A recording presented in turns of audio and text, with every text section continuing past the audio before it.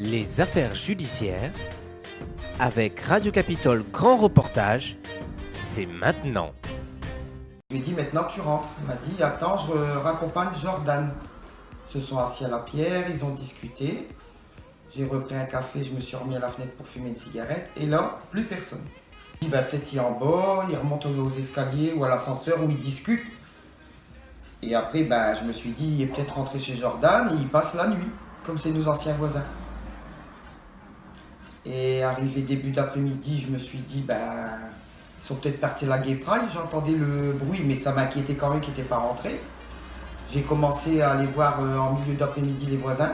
Personne n'avait de nouvelles de Théo, tout le monde l'avait appelé comme moi. Je me suis dit, tant qu'il rentre avec des copains, il va rentrer, il va souper.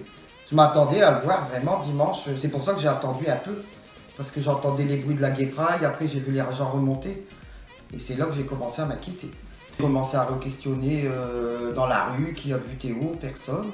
J'ai commencé à appeler l'hôpital de Lens, l'hôpital de Liévin. J'ai rappelé mon fils. Et de là, j'ai dit, je vais me préparer, puis on va aller au commissariat voir ce qui se passe. J'ai appelé Théo plusieurs fois, à plusieurs reprises. Mais je lui ai laissé 2 messages de colère. Et toujours rien. Messagerie. S'il ne m'appelait pas sur mon portable, il m'appelait sur la ligne téléphonique de mon magasin. Mais si je lui disais de rentrer, il revenait. Non, il ne se rappelle plus de rien. Il se rappelle plus de rien. Apparemment, il ne s'est rien passé où ils étaient. Ils sont revenus ici, et puis d'ici, disparu, volatilisé. À partir de chez moi avec ses femmes, voilà, complètement disparu. Pour moi, ils sont laissés entraîner, ou voilà, et puis embarqués par quelqu'un malveillant, à part ça, sinon, je pense qu'il serait rentré, qu'il aurait donné signe de vie, même s'il y aurait eu une fuite, Et d'autres fois que les plongeurs sont sur le parc des Glissoires, Nous, personnellement, la famille, les amis, on a tout retourné, tous les environs, les lacs, ici et là, on n'arrête pas de chercher jour et nuit, toujours rien, Il y a un problème avec, je suis un père qui le tient quand même, il est un ado, donc mais j'ai jamais eu